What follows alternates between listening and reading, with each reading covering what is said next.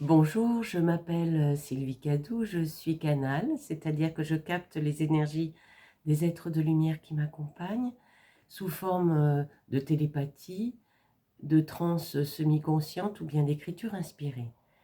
Je souhaite tout d'abord la bienvenue à tous les nouveaux abonnés et je vous remercie pour vos commentaires auxquels je n'ai pas forcément répondu encore. Je vais le faire, bien entendu. Et je vous explique un peu pourquoi, c'est-à-dire que j'ai passé un Noël assez bizarre puisque j'ai eu deux maladies les unes après les autres, donc deux maladies assez importantes puisque c'était la Covid et la grippe A.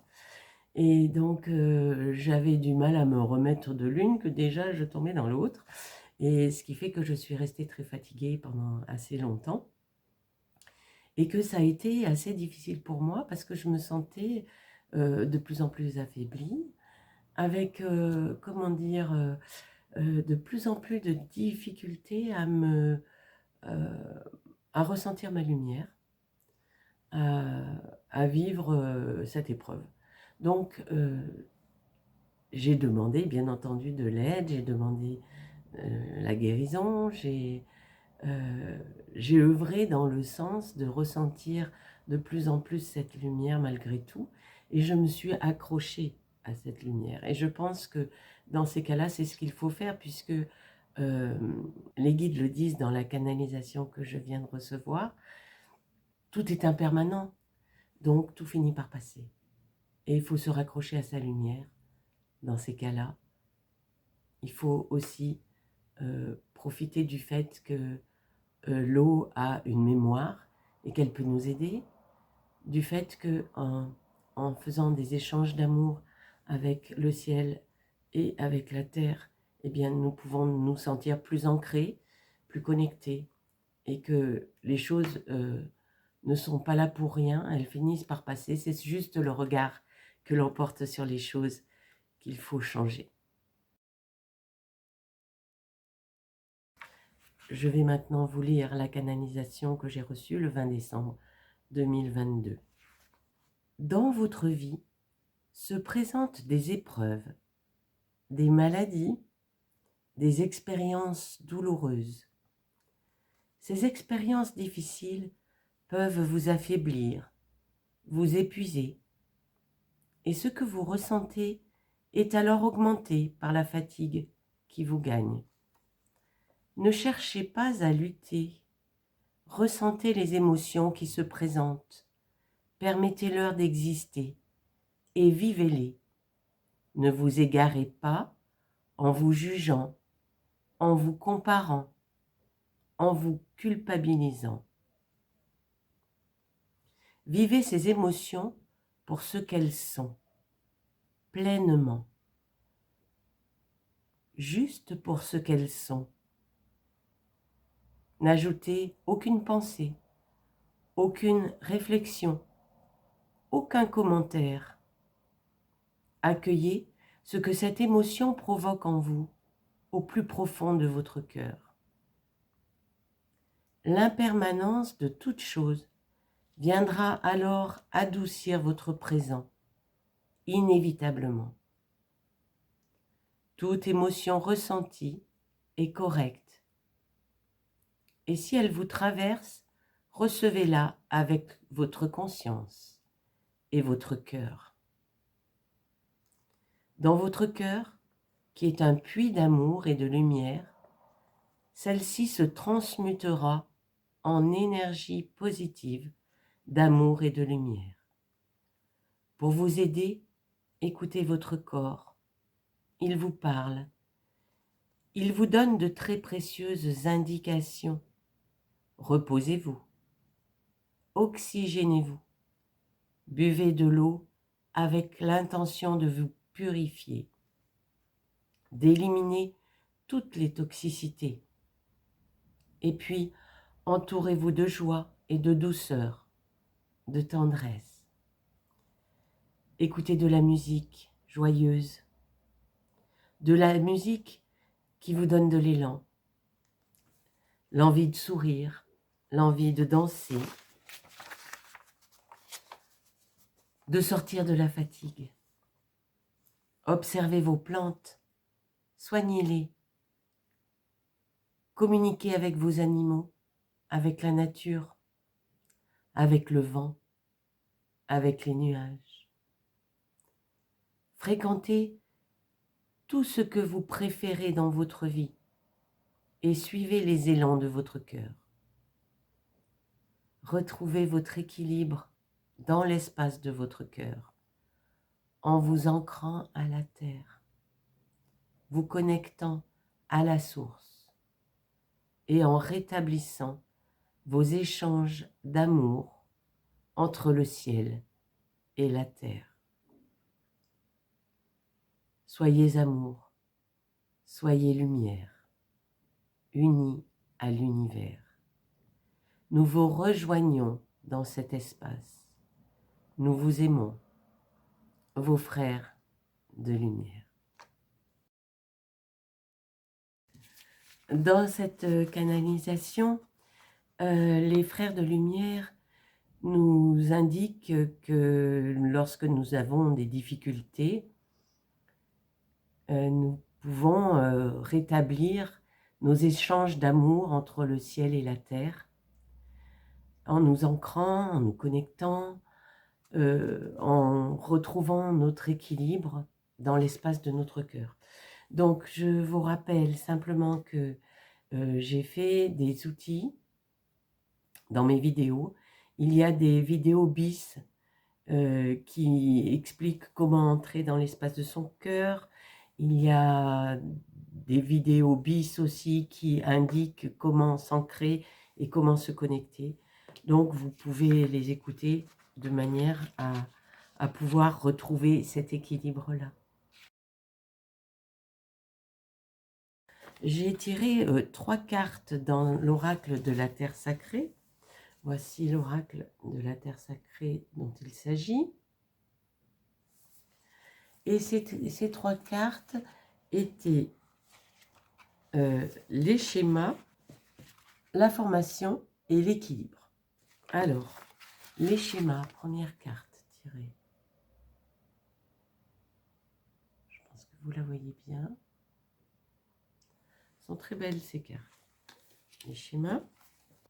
Les schémas parfaits de votre esprit portent en eux une magnifique lumière qui brille sur le monde.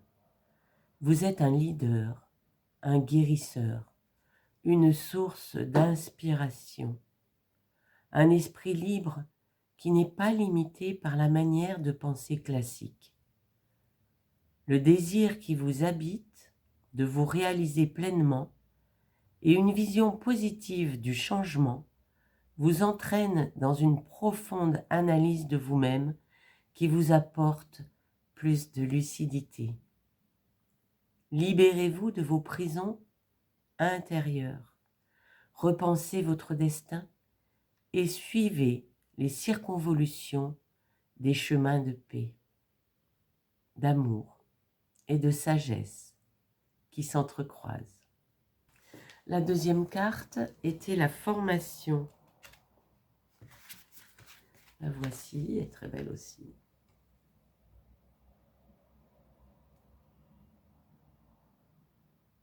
Je la tourne un peu pour pas que ça brille toujours au même endroit.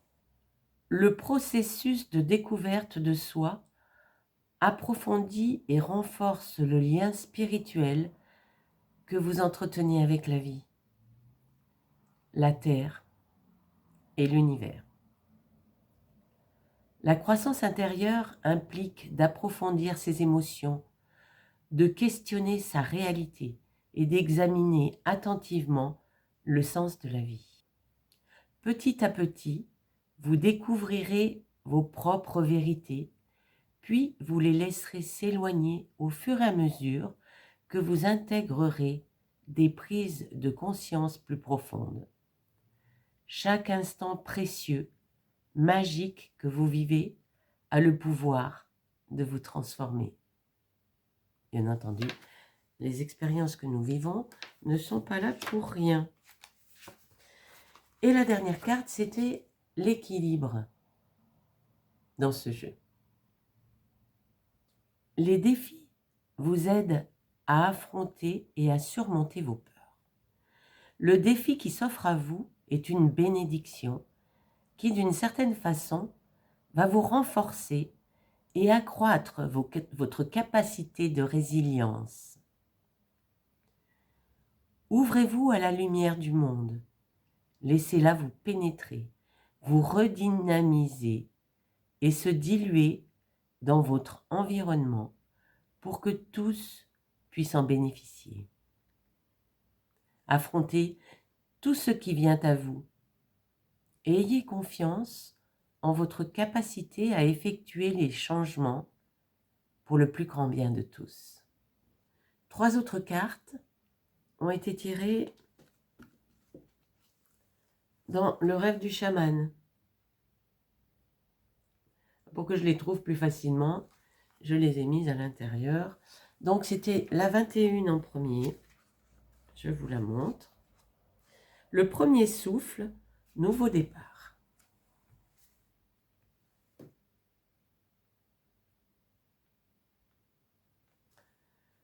Lorsque la carte premier souffle se présente à vous, cela signifie qu'il est temps de laisser derrière vous les histoires anciennes et les vieilles légendes.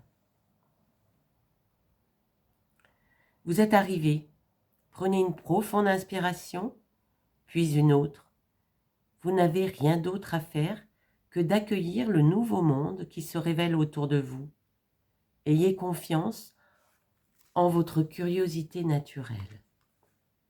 Il est inutile de s'attarder sur la difficulté du voyage ou sur l'étroitesse du passage qui vous a mené là où vous êtes maintenant. Prenez tout cela en compte et ressentez l'admiration et l'émerveillement d'être arrivé à cette destination. Même si c'est un endroit familier où vous êtes déjà venu plusieurs fois auparavant, essayez de le vivre comme si c'était la première fois. Car vous êtes renouvelé et votre ancien moi ne vous concerne plus.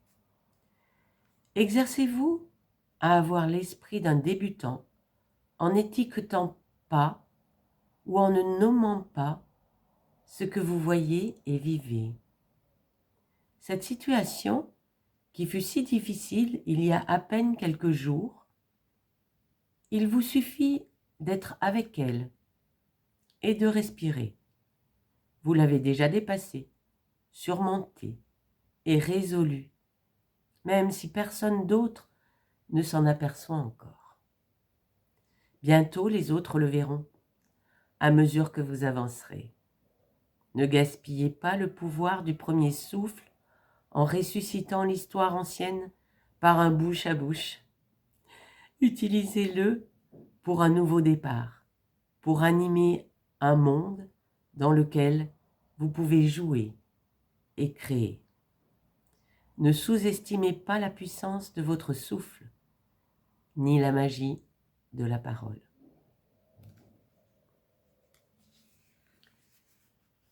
N'oubliez pas de demander que chacune de vos paroles, chacune de vos pensées, chacun de vos actes viennent de votre cœur et de votre conscience. Demandez-le à l'univers.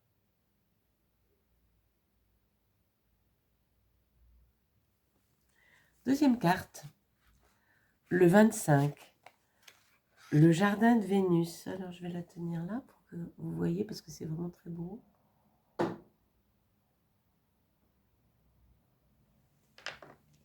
Ah, le jardin de Vénus, le lieu où tout va bien.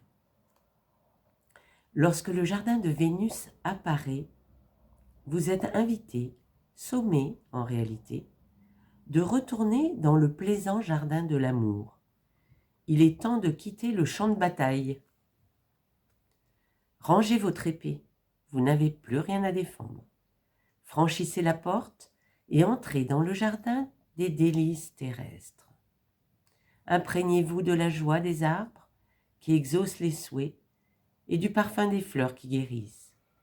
Vous êtes de retour chez vous. Vous êtes fatigué. Il est temps de vous reposer totalement et de vous ressourcer. Entrez seul dans ce jardin sacré, car il n'est pas nécessaire que quelqu'un d'autre soit présent pour en goûter les plaisirs. Vraiment, cessez de chercher l'autre. Entrez par vous-même. Laissez vos sens vous enivrer. Laissez toute pensée derrière vous. Oubliez votre esprit analytique et revenez à votre corps. Dans le jardin de Vénus, il y a un étang immobile qui vous présente votre reflet lorsque vous vous penchez pour boire. Qu'est-ce qui vous regarde en retour? Voyez qui vous êtes devenu. Rincez votre visage avec ces eaux curatives et pratiquez une profonde acceptation. Aimez la personne que vous êtes devenue, avec toutes vos imperfections et vos défauts. La déesse Vénus tient un miroir qui vous permet de vous voir vous-même dans toute votre beauté imparfaite. Ne vous laissez pas ensorceler par son charme. Après un rapide coup d'œil, emportez le miroir et retournez sur le champ de bataille afin de révéler aux autres qui ils sont en train de devenir. Alors, vous n'aurez plus besoin de votre épée. Et finalement, la carte 32, la toile ornée de joyaux, la connectivité.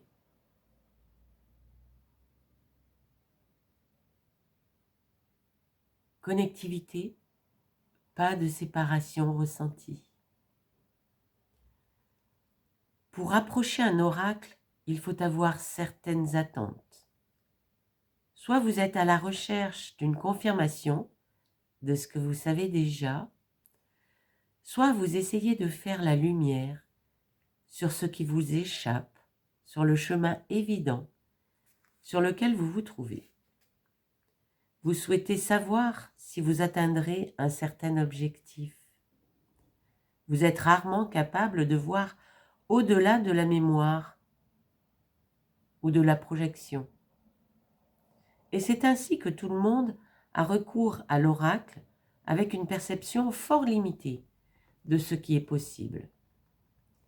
Imaginez que la réponse à votre question ne vous annonce pas l'arrivée à une destination particulière, la réalisation d'un objectif, la connexion avec un amoureux déterminé, la fin d'un jeu ou de l'expérience de quelque chose de spécifique.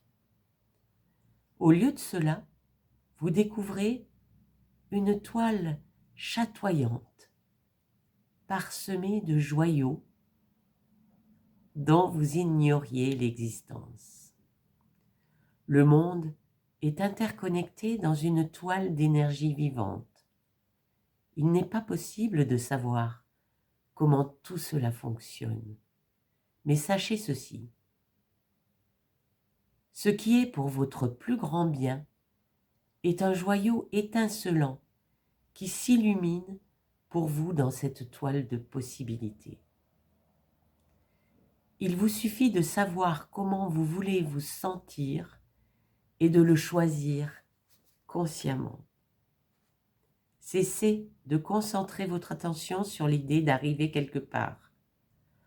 Entraînez-vous à ressentir, à être dans un endroit où l'expérience que vous souhaitez vivre s'est déjà produite.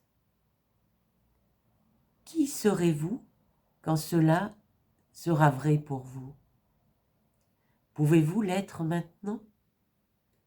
Le ressentez-vous maintenant? Pratiquez cela. Mieux vous connaîtrez votre chemin dans cette toile de vie, plus il s'illuminera pour vous. Il vous célèbre déjà. Si vous aimez cette vidéo, n'hésitez pas à mettre un petit pouce bleu ou à vous abonner. Ça me permettra d'être plus visible pour vous et puis peut-être pour d'autres. Je vous en remercie. Les guides m'ont demandé de vous parler de l'eau. Cela ne m'étonne pas beaucoup parce que actuellement, je trouve que l'eau est un élément dont on entend beaucoup parler dans les actualités sous forme de tempête, sous forme de neige, on entend parler du vent et on entend parler de l'eau. Le blizzard, les tempêtes de neige, de pluie, etc. Mais je ne pense pas que c'était le vœu de mes guides. Je pense plutôt que mes guides me demandent de vous parler de l'eau que l'on peut boire, de l'eau que l'on peut utiliser pour cuisiner, pour se laver. Ça fait 2 ans environ que je magnétise mon eau, pas seulement pour qu'elle ait un meilleur goût, parce que l'eau de Grenoble est tout à fait agréable à boire, mais surtout pour qu'elle soit la meilleure possible pour moi, pour ma santé, pour mon auto-guérison, pour mon bien-être, etc. Voilà pourquoi je vous propose de vous parler de l'eau. Je vous propose aussi une pratique pour magnétiser votre eau. L'eau est un élément essentiel à la vie, ça tout le monde le sait, il n'y a pas de problème, c'est évident. Elle représente au niveau du volume 65 à 70% du volume de notre corps physique. Et les cellules de notre corps sont constituées de 99% de molécules d'eau. Donc, la quantité d'eau dans notre corps est vraiment très importante. Cela nous fait prendre conscience que l'élément eau est capital pour nous, pour notre santé. L'eau que nous buvons nous hydrate, elle véhicule les nutriments, elle détoxifie le corps et elle participe au métabolisme cellulaire. Quand le magnétiseur travaille sur le corps, il travaille sur l'eau du corps. Masaru Emoto, un japonais, a fait des études et photographié de l'eau sous sa forme cristalline. Il a fait des recherches sur des eaux usées et des eaux pures un peu partout dans le monde. Et il s'est rendu compte que plus l'eau était propre et plus les cristaux étaient harmonieux et nets. Et plus l'eau était contaminée et usée, et plus elle était désordonnée dans sa forme au niveau des cristaux, et les cristaux étaient asymétriques, voire même difformes, informes. Il va donc étudier la réaction de l'eau à des vibrations positives et à des vibrations négatives. Il va étudier aussi la réaction de l'eau à des mots, des émotions, des pensées, des actes, de la musique.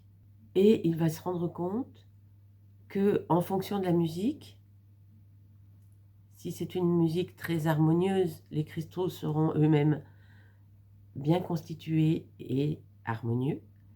Et si c'est de la musique dissonante, brutale, etc., les cristaux seront informes. Il va se rendre compte que s'il affiche, s'il scotche sur une bouteille d'eau le mot beau, par exemple, eh bien les cristaux de cette bouteille d'eau où il est écrit beau seront harmonieux. Quand il écrit le mot lait sur une autre bouteille d'eau, les cristaux de cette eau seront informes. D'où il déduit l'influence des émotions, l'influence des mots, l'influence des pensées. Il fait tout un tas d'expériences à ce sujet et vous trouverez sur Internet tout un tas de photos par rapport à ces cristaux. Il a fait aussi une expérience au bord d'un lac qui était très pollué. Il a relevé des échantillons de cette eau polluée.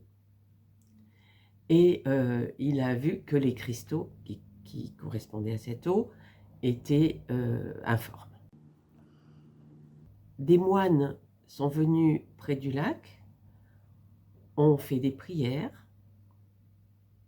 et à la suite de ces diverses cérémonies, il a repris un échantillon de l'eau de ce lac, et les cristaux avaient changé. Ils étaient à nouveau bien formés, ils étaient à nouveau harmonieux. D'où l'influence sur l'eau des intentions, des paroles, des émotions. Si on envoie de l'amour, les cristaux sont magnifiques, ils sont harmonieux. Et si on envoie de la haine, de la violence, eh bien les cristaux sont informes et décristallisés.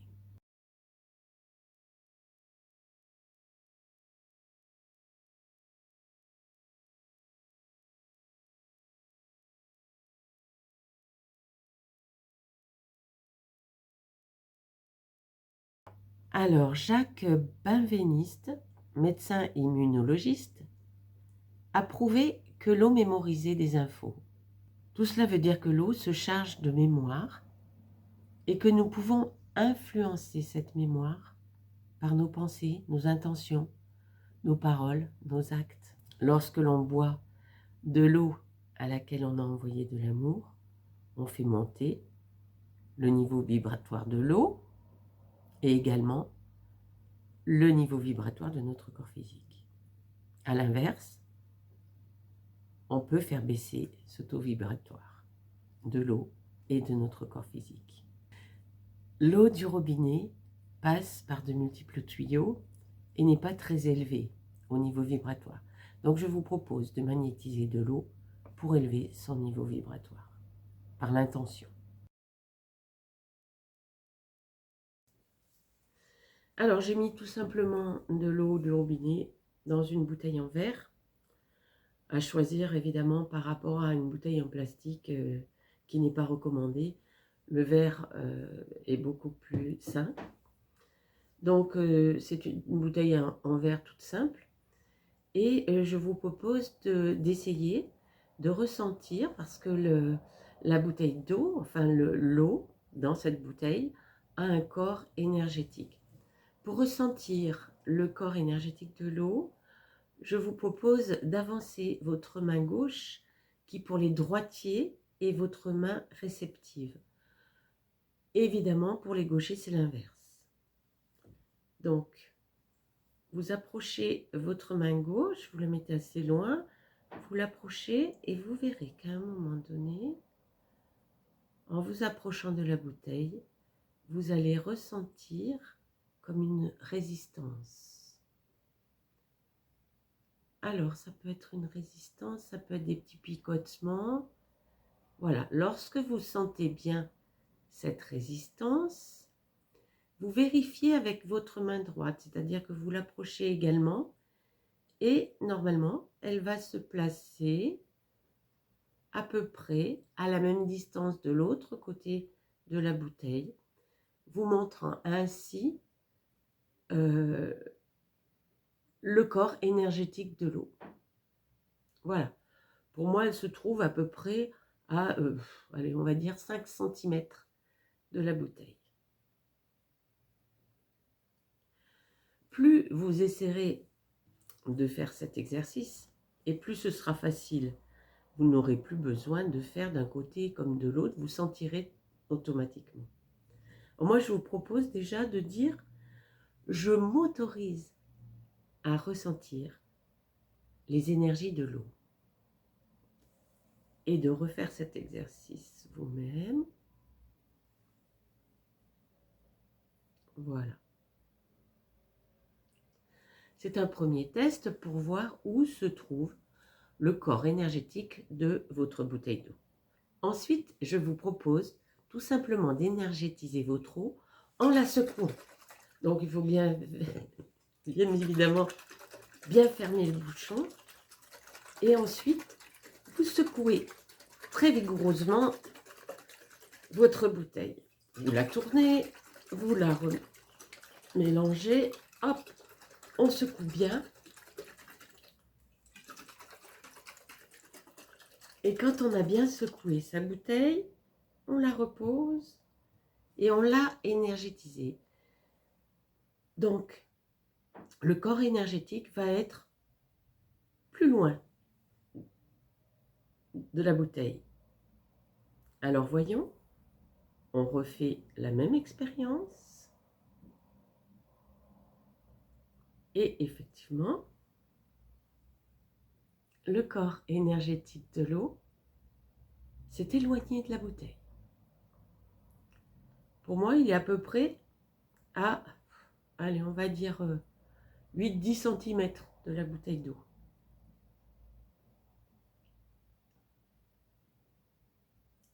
Si vous avez des difficultés à ressentir, vous pouvez activer vos chakras, c'est-à-dire activer le chakra de la paume de la main en tournant comme ceci avec votre pouce, activer le chakra de l'autre main ou simplement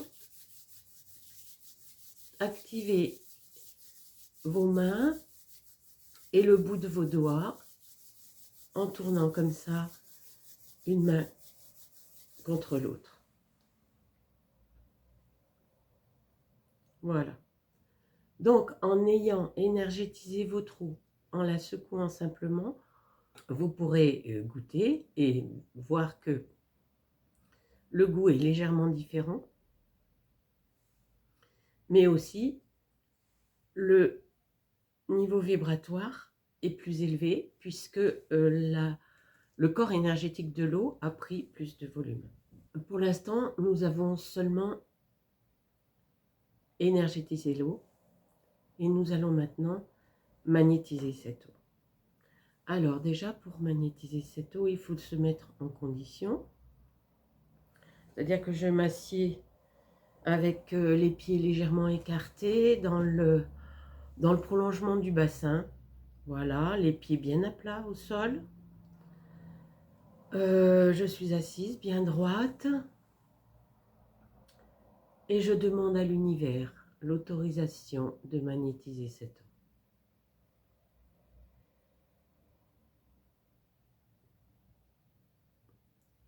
Vous vous concentrez simplement pour demander à l'univers l'autorisation de magnétiser cette eau. Puis vous demandez à l'univers, après moi, avec les mains légèrement ouvertes vers le ciel, je demande à l'univers de m'aider, me protéger dans une bulle transparente. Vous imaginez la bulle transparente autour de vous? Et me donner les énergies nécessaires. Merci, merci, merci. Je demande à l'univers de m'aider, me protéger dans une bulle transparente et me donner les énergies nécessaires. Merci, merci, merci. Je demande à l'univers de m'aider, me protéger dans une bulle transparente et me donner les énergies nécessaires. Merci, merci, merci. Là, je vais placer mes mains sur le corps énergétique de l'eau. Voilà.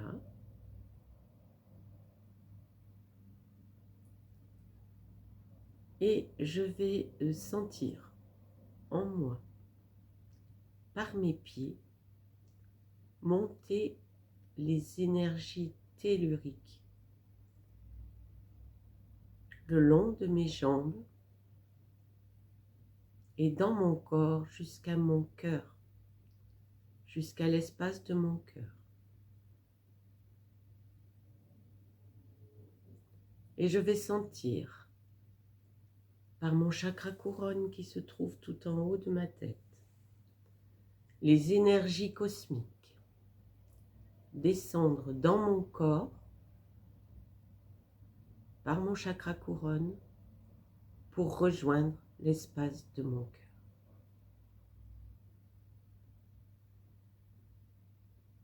Et là, j'émets mes intentions. Les énergies telluriques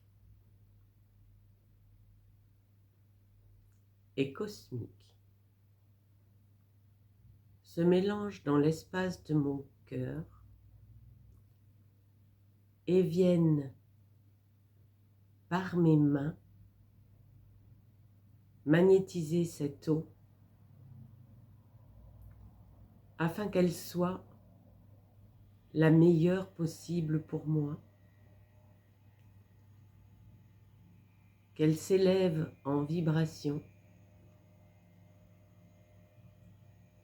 et qu'elle m'apporte la santé et les meilleurs éléments pour mon auto-guérison. Merci, merci, merci. Et j'attends.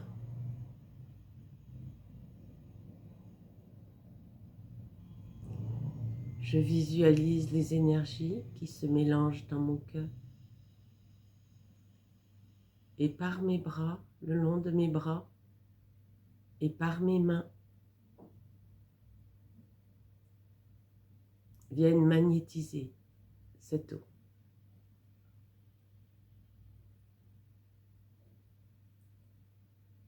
Pour l'élever en vibration et la rendre meilleure pour ma santé.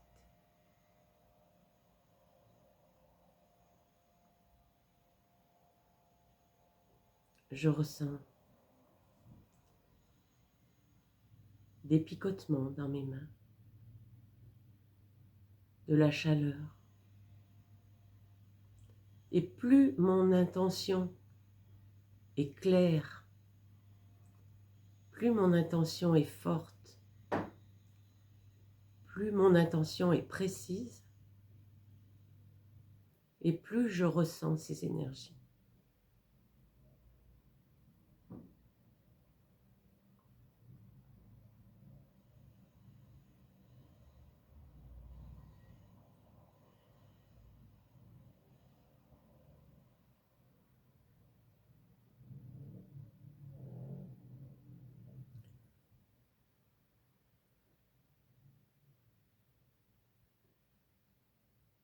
Je sens que la magnétisation est terminée. J'envoie de l'amour à cette eau.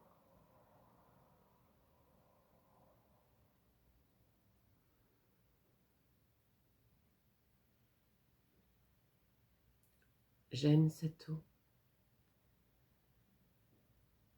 J'aime mon corps. J'aime l'univers.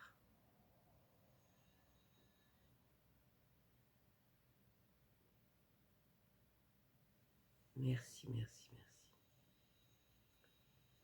Et là, si vous le souhaitez, vous pouvez vérifier le corps énergétique de l'eau.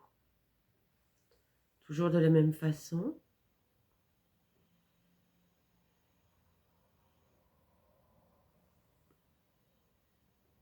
Et vous voyez que le corps énergétique de l'eau se trouve plus loin encore que lorsqu'on avait simplement énergétisé l'eau.